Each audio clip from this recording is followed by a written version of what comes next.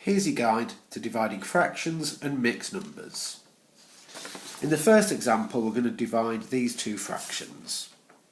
Now, we can't actually divide fractions. We need to use a little trick that I like to call flip reverse it. In order to do this, the first fraction we keep exactly the same. We flip the second fraction though, so this becomes 4 over 3, and we reverse the sign. So by that, we change the divide into a multiply. These two calculations have the exact same answer, so that's why this trick is very, very useful.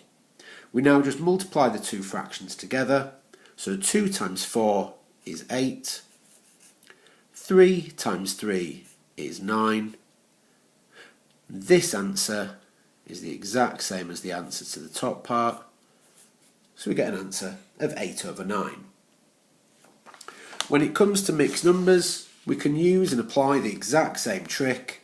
First thing we need to do though is to change the mixed numbers into improper fractions. So 3.5, well 3 can be split into 6 halves, plus the extra half here, so 7 over 2.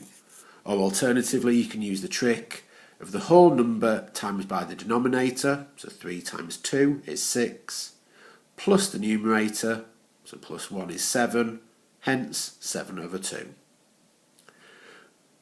2 1/5, well 2 multiplied by 5 is 10, plus 1 is 11, so this is 11 over 5.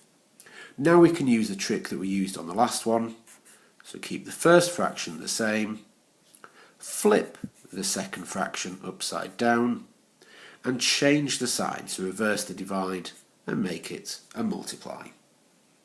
We now get 7 multiplied by 5 on top, which is 35, and 2 times 11 as our denominator, so 22.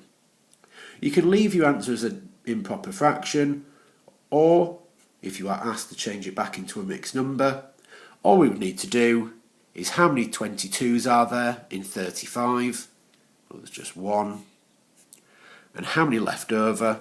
Well, from 22 up to 35, there are 13 left over, so the fraction becomes 13 over 22 to make 1, and 13 over 22 as our final answer.